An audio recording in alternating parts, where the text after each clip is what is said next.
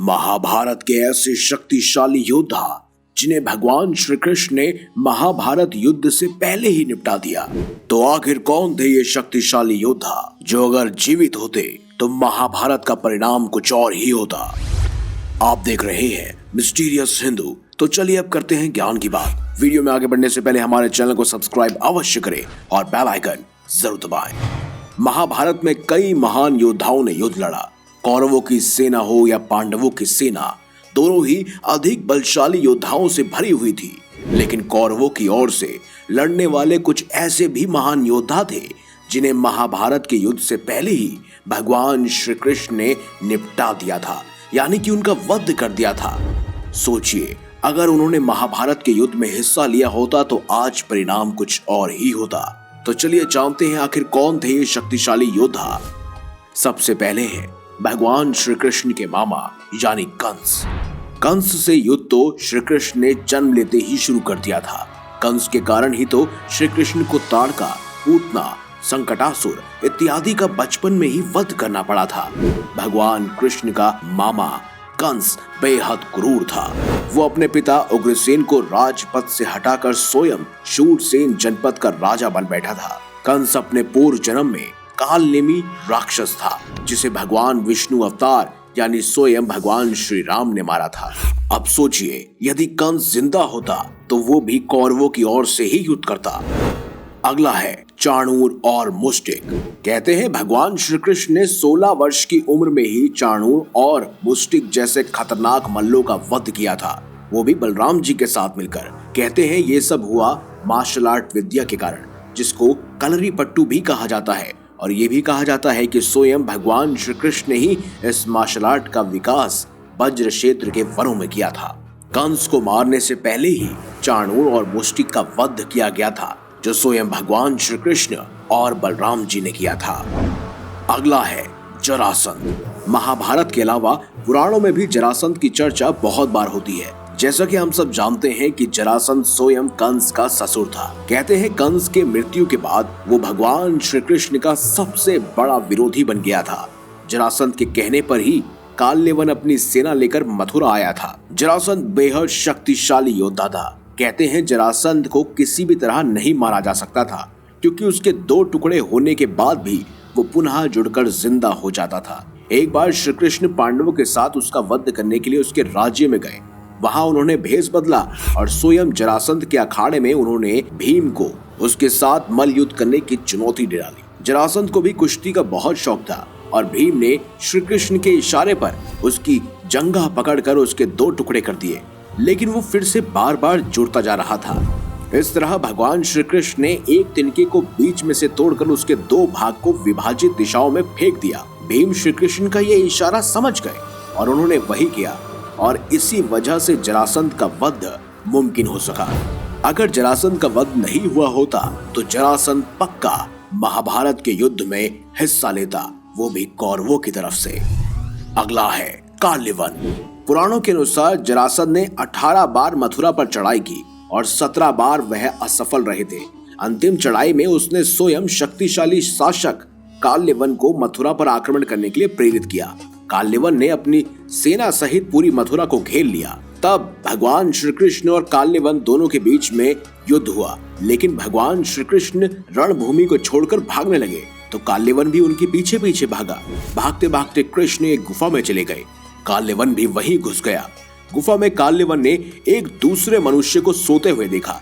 कालनेवन ने स्वयं उन्हें भगवान श्री कृष्ण समझकर एक कसकर लात मारी। इस वजह से वो मनुष्य उठ गए। उन्होंने जैसे ही आंख खोली तो उनके तपोबल की अग्नि के कारण कालनेवन उसी समय जलकर भस्म हो गया।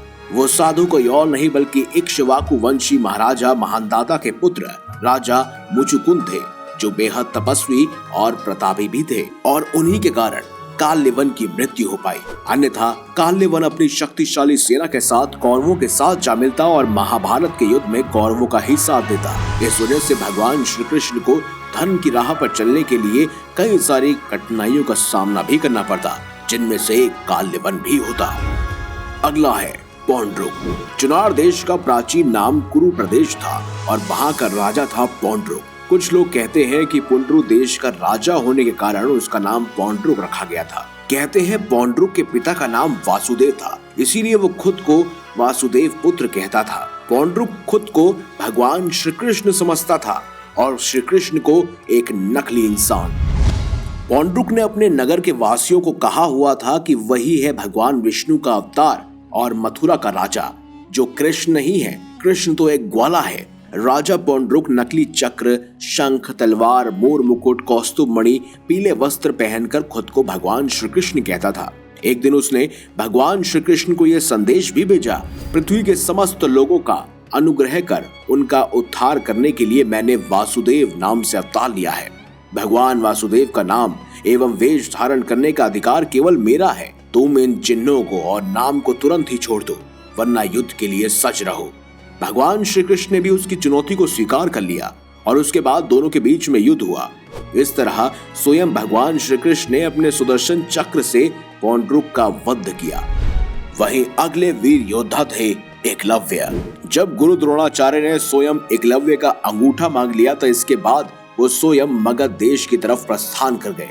कहते हैं वो स्वयं जरासंध के सेनापति के पुत्र थे और बाद में उन्होंने जरासंध का ही साथ दिया, जहां उन्होंने जरासंध और काल्यवन के साथ मिलकर भगवान श्री कृष्ण की नगरी यानी द्वारका को कई बार चारों तरफ से घेरने की कोशिश की। मथुरा पर भी कई बार आक्रमण किया, जिसके चलते अंत में स्वयं भगवान श्री कृष्ण ने ही एकलव्य का वध किया था।